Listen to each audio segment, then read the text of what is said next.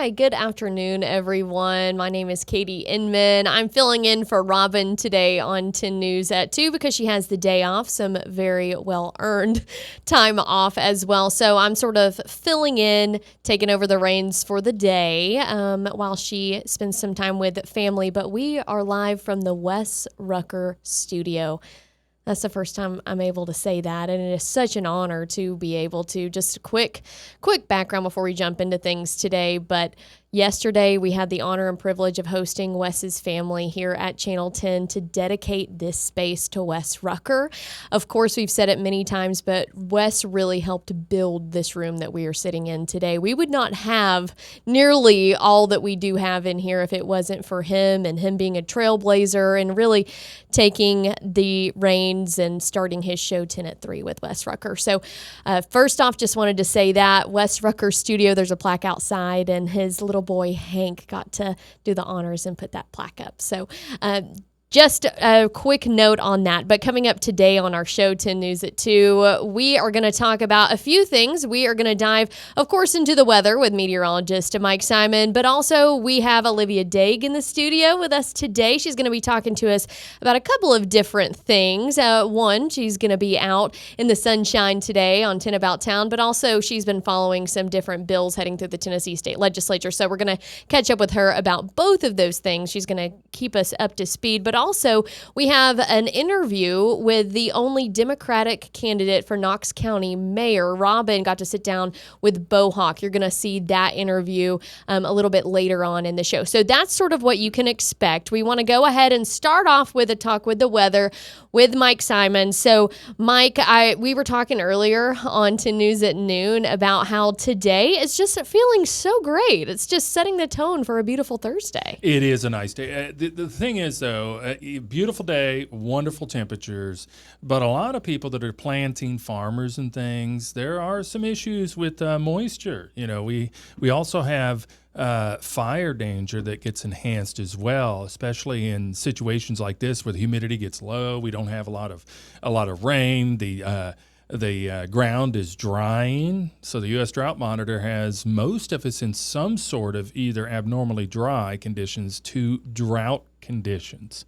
But yes, it's nice to have a good weekend, at least to do some things for families or just people doing strolling or things of that nature. Here's that 7-day, and if you notice this weekend, well, it's not on there, it should be.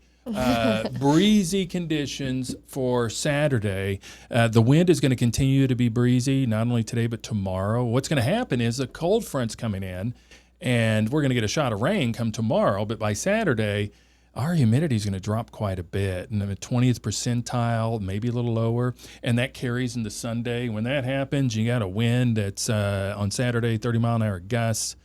Fire is a problem. So we're going to have enhanced fire danger come this weekend. Probably shouldn't do any burning. And no rain possible until what? Thursday following that? So, we have a drought conditions because we have 20% less rain this year than we started with at the beginning of the year. So you compare it to average, that's quite a big difference. You know, 2.5 inch deficit over the entire year is not so bad. But over 3 months, it kind of causes problems. Mm-hmm. So I know you wanted to talk about how beautiful weather was, but there are some issues, too, that other people have, especially the way the weather's been lately. All right. Well, you know what they say, April showers. So hopefully April will bring us some more rain. We can hope for that. But because today is so beautiful, I'm kind of jealous of Olivia because today she's feeling it on 10 About Town. She gets to get out and about at Oaks Farm in Coreyton. And Olivia, you really got the assignment of the day. You get to tiptoe through the tulips. I know. Can't say that you get to frolic in a field of flowers every single day. I like that. I know. All of my alliteration, I've been working it in. I have to take after you in this 10 About Town. But but we do want to let people know that we have been kind of tracking the condition for the tulips. It's a big event that everyone really looks forward to every year. But we know that it's all dependent on weather nature. And Katie, you've been tracking it a little bit too. They saw a little bit of a freeze we saw earlier this month, and that really kind of put the flowers at jeopardy. I know. We were all kind of worried about the tulips. I mean, me speaking personally, I know. I thought they would have been gone. After that, we had a hard freeze with temperatures down in the 20s. Yeah. And this weekend, Sunday morning, we could have some patches of frost. We're going down to mid-30s. Right. So that's an issue. Really, like Olivia said, you got to go see those tulips. I know they posted on social media that whenever the frost came, they had been open like one full weekend. And then they were like, should we cover up the tulips? Should we not? They decided not to. That ended up being the right move because the tulips are still blooming and looking beautiful. Yeah. Have you gotten to go out there before? I haven't, but I had some friends go this weekend, and gosh, it looked gorgeous. So I'm really excited to go today. But on their calendar, they're open until this Sunday. That is technically the last day. They will try and stay open if the flowers cooperate and continue to stay nice and pretty. But if you want to go see the tulips, the tickets are around $16 during the weekdays per person, $19 over the weekend. But this is really kind of your last couple of days to go check them out. How many colors are there? You know? Oh man, I don't know. Yeah, she's gonna find out today. I imagine. I've seen lots of reds and yellows and oranges and pinks. Yeah. Pretty, really pretty. Yeah, well, we're looking forward to that today at 4 on 10 About Town, Olivia. So we cannot wait for that. But also, you are here for sort of two birds, one stone. But this week, you've been following different bills moving through the Tennessee state legislature. One of those has been a really hot button topic, not just in the legislature, but beyond that, with people who are for, against it. And it's kratom. If people have been driving around, they've probably seen signs for that. So first, can you just sort of explain to us, number one, what is kratom? What's this bill? Sort of give us a rundown. Yeah, so kratom, some people say kratom. I think that's a more southern way to say it is kratom, so I'll keep saying kratom. But it is a natural plant that comes from Southeast Asia, but they, like a lot of different substances, have found different ways to chemically kind of engineer it. And so by itself, it's a natural plant, and a lot of people think it has medicinal value. A lot of people also say that there are lots of different chemicals. One of them feeds on the opioid receptors in your brain. So it has been used as a way that people have gotten off of opioid addictions. But we also know that if people are just picking it up at the gas station or seeing it at the drugstore, the smoke shop, vape shop, and they don't know what it is, it can have some real dangers. In small doses, it has kind of an upper effect, and in large doses, it has more of that opioid-like effect. Right, and you were able to even talk with the Metro Drug Coalition about their thoughts on it and what other people were sort of thinking. This bill has a very specific name. Sort of explain to us the name of this bill and the reasoning behind that. Yeah, so the bill is called the Matthew Davenport Law, and it is named after a Chattanooga man who suffered an accidental overdose. He had a lot of different drugs in his system, but one of them was kratom. And so there are people, including his family, that are trying to push for a total ban. And then we've also got people that say maybe it just needs to be more regulated, rather than this entire substance that, does help some people. Metro Drug Coalition says that, there are people that use it for addiction treatment, but people also need to know with any type of substance that it's going to have addiction tendencies. So really, I think it's kind of the wild, wild west as far as the different ways that people are using it. Yeah. Well, thank you for breaking that down for us. And Mike, thank you for being in here to talk weather and all of us talking tulips. But we are going to go ahead and take a quick break. After the break, we are going to show you that interview with Beau Hawk, who is the Knox County mayoral candidate, the only Democrat running for that spot. Listen to that conversation next.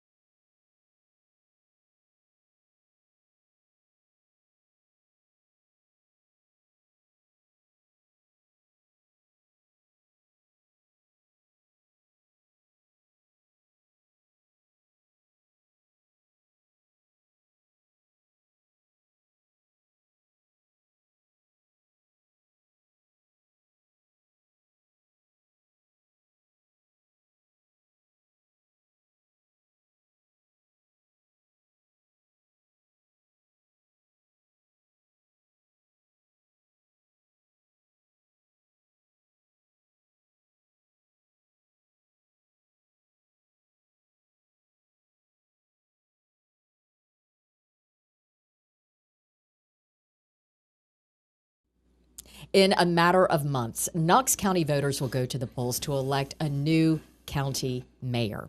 There are 4 people in this race, 3 Republicans and 1 Democrat. We are giving each candidate the opportunity to come and introduce themselves, talk about their platform. We've heard from the 3 Republicans, but today we get the opportunity to hear from the lone Democrat, Beau Hawk. Beau, thank you for being with us. We appreciate you. Thank you for having me. Okay, we're going to dig into a lot, as we were talking about before we hit the air. But first off, I want to know about you as just an East Tennessean. Tell us your backstory. Yeah, so I grew up in a fairly rural, poor area. Definitely, I always tell people, so it's kind of serendipitous running for office that, with the county mayor having a role with the library system, that the public library system really was a huge blessing in my life because it helped me, to be as literate as I am today. But it definitely, single mom that was cleaning houses for a living, so it really kind of gave me a perspective of, the dignity of, working people and that, wanting to see more of a voice in general, not just in government, but across all areas, just for people that are, dealing with everyday issues and struggling to keep the lights on. So that's kind of been, how I got into the work that I do. And yeah, that's kind of where I'm coming from. Let's talk about the work you do. Yeah, so I'm the president of the Knoxville Oak Ridge Central Labor Council, and my job is that I'm the business representative for the Knoxville Building and Construction Trades Council. So the Central Labor Council is basically it's an organization that's made up of 30 plus unions, thousands of workers in the county and beyond, and it's kind of a passion of mine to build that organization up because I think it's just really cool to see. In the same room, an ethics professor in the Campus Workers Union, a CAT bus driver, postal worker, a musician in the orchestra, an iron worker like myself, all kind of working together toward a common goal. But my job for the building trades, I work for, the 16 building trades construction crafts and try to, help them with the business community, getting them connected to who they need to talk to and working with our signatory contractors to, get better jobs for people and more training in our apprenticeship programs. Sounds like you've had the opportunity to meet a broad scope of people in a broad scope of parts of our community then just through this experience. Absolutely, yeah. I mean, that definitely is the case. I mean, it's really, that's kind of my favorite part about it is just everywhere I go, if I go to the grocery store, I see, folks that are in the United Food and Commercial Workers, and I just, all over town, it's definitely gotten me more acquainted with, all the different people that are kind of making this community happen every day. So a question that I've asked each of the candidates, and I will ask you now, what drew you into this race? Well, I was, it's no secret that I was asked to run, and my immediate response was, no way. Okay. Well, who asked you? Folks at the party, so, DeMonica, who I really, can't say enough good things about, I think was kind of behind it, but folks at the party reached out, and we, Debbie Helsley being one of them that's on city council, and, and she is your campaign treasurer? That's right. That's right, yeah. Yeah, so they made, a compelling case, but ultimately when I started to think about it, it just, I really enjoy anything that I like to get to work and, try to deliver results based on, like we were talking about before we went on air, listening to people first, trying to understand issues. And I really wanted to, it was exciting, the kind of opportunity to get out there and hear what the constituents are talking about and really kind of think about how I could get to work to build the community up and present, a unifying vision for people, because that's kind of what I'm all about is, rather than what divides us, what's something we can do. We all love Knox County. We love living here, so that's something that we can all agree on. Let's make it a place that we can all afford to stay and live in. I want to dig into your platform in a moment, but the last time Democratic mayor of Knox County was in that seat was Tommy Shumpert. Right. That was back from 1994 to 2002. Is that daunting to you to think, okay, a Democrat has not held that seat in decades, and you think, hey, I could do this? Yeah, I mean, I don't know if I would say daunting. I mean, I think it's it's a kind of an exciting challenge, and I think with how well my treasurer Debbie Helsley did in her race, I mean, People talk. I think it's a county with very low turnout and a state with low turnout. So I mean, that's what it's about, is getting people engaged, no matter how they vote, just getting them out there to have their say in the process. But I mean, I think it's exciting. I think that there is more of a possibility of it happening than people kind of think so. To that point you were making, yes, Debbie Helsley ran in 2022 against Glenn Jacobs. Glenn Jacobs winning with 55%, but Helsley with 44%, which that I think shocked a lot of people. Yeah, I think that's significant, and I'm really, and in particular, I'm excited to get out into the more traditionally red areas of the county and talk to people. And, I think people, you could be surprised when you have a regular conversation with somebody and, really talk about the issues that are affecting them day to day.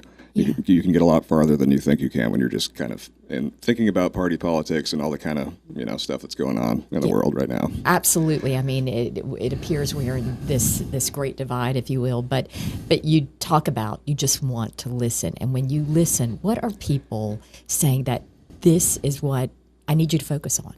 Yeah, I mean, I hear a lot about infrastructure, especially out in the county. People wanting to see a less kind of reactive policy when it comes to keeping up the roads. I mean, I hear that all the time. Mm-hmm. I definitely, number one thing that I hear about is just not being able to afford rent, and just wanting to find a way to be able to, afford to live here. I mean, jobs is an aspect of that as well, because, you see people that are underemployed or overemployed working 3 jobs just trying to make ends meet. So that's the kind of stuff that I hear is like, economic concerns that are going on that people feel like are not being addressed.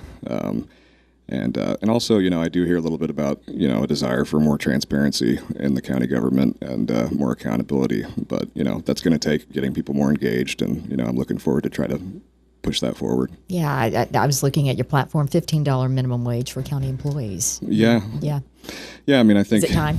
Yeah, I think so. I mean, I think we should take care of the people that work for the county. I think we definitely, I know we're going to get further into the topic of, spending and everything else, but as we're finding inefficiencies in the budget, I mean, I think something that, I think in the long term, it would benefit the county to not have to, like a business, for example, to not have to retrain people and have high turnover and just take care of people long term so that they can, because they're also tax-paying Knox Countyans, I think they should be able to, if they're doing a job that's really important for the community, they should be compensated for it fairly. Let's talk about the budget. Clearly, the county budget is kind of like a home budget. It keeps going up. There are more demands. There are more expectations. At least one of the Republican candidates has said, despite that, I will not raise taxes. Where do you stand on raising taxes? I think with how much people are struggling in the county, raising taxes should never be our first choice. I mean, I think we need to take a really hard look, like I said, at the budget and the inefficiencies that can kind of be curbed, and look at all of the different kind of opportunities we have for, be it public-private partnership, whatever else, building infrastructure in a way that actually, responsible growth that actually increases the tax base as people come here, rather than having to just increase taxes. I think that should be an absolute last resort. I know you haven't been able to dig into the budget, but are you, from a high view, able to see, okay, I think I see some inefficiencies in this area that could be addressed? I think I'm starting to, see some areas, but by no means am an expert. Yeah. It takes, I think, being in the office to get the truer picture, no doubt. Yeah, and there's some things where I feel like it would be irresponsible for me to speak on it without sitting down with the the finance team and really looking at it. But I am thankfully getting a lot of people volunteering to help me with a lot of things, but that includes research. So that's one of the main things that I'm trying to, get as much assistance as I can with, especially as I get more detailed kind of feedback from constituents where they're, I'm asking people like, send me an email and give me more details about the issue you're having. I had a conversation with a small business owner in the county that, had a kind of a, she admitted that she had a fairly nuanced problem and she wasn't sure if county government could really address it. But those are the kind of things that I would really like to, see what we can do about through research. Yeah, no doubt. Let's talk school funding, and particularly the school voucher program. Where do you stand on that? I'm absolutely against the vouchers, yeah. I think that public dollars should go to public schools. And I think that, and I have nothing against, private schools. And we have, we've had this conversation in my work at the Central Labor Council where, and in general, I try to frame things in nonpartisan terms. and just get consensus on things. But we have folks that are sending their kids to private schools, and that's a better option for them. But they're also in agreement that when we talk about it, that public schools need to be, tax dollars need to be funding that. Mm-hmm. And more, do you think more needs to be going toward our schools and our public education? I think education should always be a high priority for sure. Yeah. Yeah. Affordable housing, that is another thing you mentioned. Any visions, any ideas to make housing more plentiful but more affordable too? Yeah, I mean, definitely, plentiful is the word. I mean, it's a supply problem. We need more housing stock, and I think we need more varieties of housing, and I think we need more price points, because a lot of times, I almost was reluctant to, use the word affordability, only because it feels like a loaded term at times, because I know that when I've gone out and seen affordable housing at times, I've looked at the price point and thought, affordable for who? That doesn't look like, I don't know if I could afford. Depends upon, the person you're talking to, I guess, right? Right. But, so just finding ways, and I think that comes with, building our infrastructure in a more thoughtful way as well. I mean, so that it's prepared for a kind of development that actually, accommodates that, having more housing for people and more options, but we definitely need more of it. I mean, it's just, especially, we're going to be growing a lot. Yeah, I mean, it's pretty remarkable how much this county has grown in 5-6 years, and yes, what's to come, and that certainly has to be part of your plan going forth. How do you absorb even more growth that is coming? Well, I'm going to let you have the final word. What message do you want to say to your people out there who are considering, who am I going to vote for Knox County Mayor? I just say that, if you want an advocate for working families who actually understands the kind of issues that you're dealing with, I'd really appreciate your vote. And anybody that knows me and in the work that I do, I really like to, like I was saying earlier, I like to listen to people, and I like to get to work. I like to try to deliver results. I like to, get people on board with a vision that actually kind of brings us together around what we can do to build our community up. And that's what I'm really excited to do. So, yeah, I would really appreciate your vote in August, is what I would say. Beau Hawk, we do appreciate you being here, letting us get to know you a little bit better. We'd love to have you come back in the future. All right, thank you. Thank you. Stay with us. We'll be right back.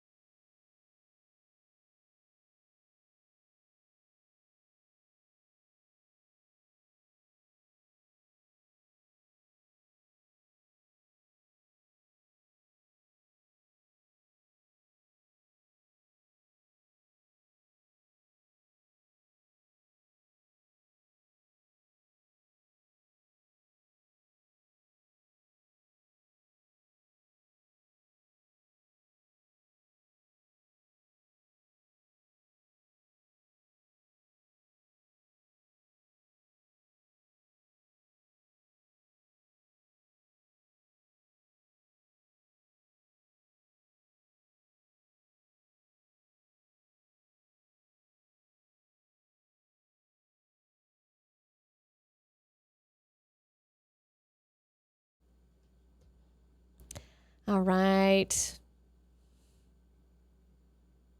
We're back.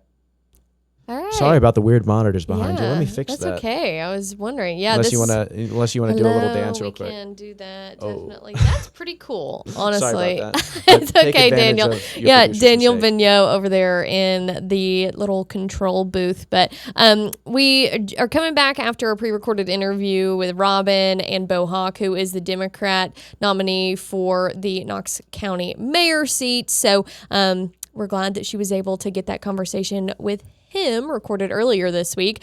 Before we go today, some light news. I got to spend the day at Dollywood today, and I got a chance to preview their upcoming race weekend, and you're going to see more about that at 4 o'clock. We will see you then. Thank you so much for watching 10 News at 2.